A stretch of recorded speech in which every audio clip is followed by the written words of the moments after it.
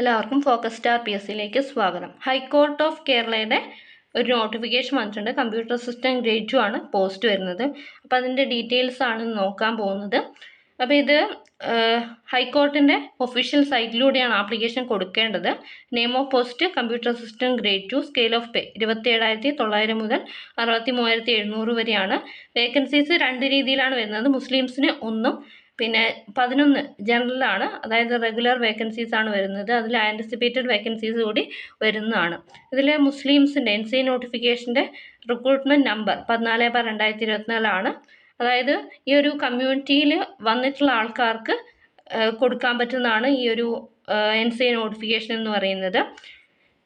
പിന്നെ അടുത്തായിട്ട് age limit നോക്കാം. 2/1/1988-നും 1/1/2006 ഇടയ്ക്ക് ജനിച്ചവർക്ക് ആപ്ലിക്കേഷൻ കൊടുക്കാവുന്നതാണ്. ഈ രണ്ട് ഡേറ്റും ഇൻക്ലൂഡഡ് ആണ്. പിന്നെ അതുപോലെ തന്നെ ഷെഡ്യൂൾഡ് കാസ്റ്റ്, ഷെഡ്യൂൾഡ് ട്രൈബ് ആണെങ്കിൽ അതിൽ ഏജ് എന്ന് പറയുന്നത് 2/1/1983 മുതലുള്ള ആൾക്കാർക്ക് കൊടുക്കാവുന്നതാണ്. OBC ആണെങ്കിൽ 2/1/1985 മുതൽ ജനിച്ചവർക്ക് ആപ്ലിക്കേഷൻ കൊടുക്കാവുന്നതാണ്. പിന്നെ അതുപോലെ തന്നെ എങ്ങനെയാണെങ്കിലും ഏജ് ലിമിറ്റ് 50 വയസ്സിൽ കൂടാൻ പാടില്ല. ഓക്കെ. പിന്നെ ഏജ് റിലാക്സേഷൻ 15 വയസ്സ് വരെ കൊടുക്കുന്നത് blind and def, Dum candidates, പിന്നെ അതർ കാറ്റഗറീസ് ഓഫ് ഡിസബിലിറ്റീസ് ഉള്ളവർക്ക് 10 ഇയറുമാണ് വരുന്നത്.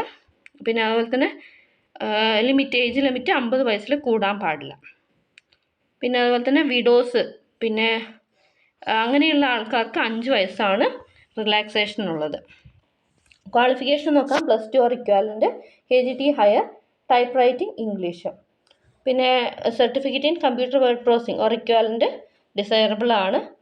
പിന്നെ വരുന്നത് മോഡ് ഓഫ് സെലക്ഷൻ എന്ന് പറയുന്നത് ഒബ്ജക്റ്റീവ് ടെസ്റ്റും ടൈപ്പിംഗ് ടെസ്റ്റും ആണ് വരുന്നത്. ഒബ്ജക്റ്റീവ് ടെസ്റ്റ് എന്ന് പറയുമ്പോൾ അതിൽ 75 മിനിറ്റ് ഡ്യൂറേഷൻ ആണ് ഉണ്ടാവുക. OMR ആൻസർ ഷീറ്റും അതിൻ്റെ ക്വസ്റ്റ്യൻസും ആണ് വരുന്നത്. കമ്പ്യൂട്ടർ പ്രൊഫഷ്യൻസിക്ക് 50 mark, general knowledge and current affairs 30 mark, general English 20 മാർക്കാണ്.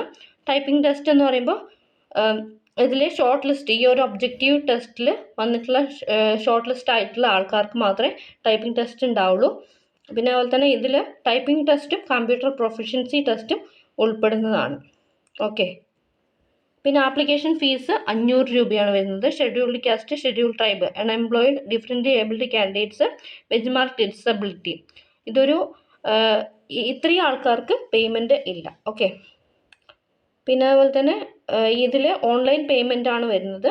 നമുക്ക് ഏത് വഴി വേണമെങ്കിലും ചെയ്യാൻ പറ്റും. പിന്നെ ഇതിൽ ആപ്ലിക്കേഷൻ എങ്ങനെയാണ് കൊടുക്കുന്നത് എന്നുള്ളത് ഡീറ്റെയിൽഡ് ആയിട്ട് പറഞ്ഞിട്ടുണ്ട്. ഇനി കുറച്ച് ഡേറ്റുകൾ നോക്കാം. ഇതിൽ date of commencement of filling online application and remittance of application fees through online mode. അതായത് ഇതിൽ ഓൺലൈൻ ആപ്ലിക്കേഷൻ കൊടുക്കാൻ തുടങ്ങാൻ പറ്റുന്നത് 9-ാം തീയതി മുതലാണ്. അതായത് ഡിസംബർ 9-ാം തീയതി മുതൽ സ്റ്റാർട്ട് ചെയ്യും. പിന്നെ ഇത് ഓൺലൈൻ ആപ്ലിക്കേഷൻ ക്ലോസ് ആവുന്നത് 6/1/2025 ആണ്.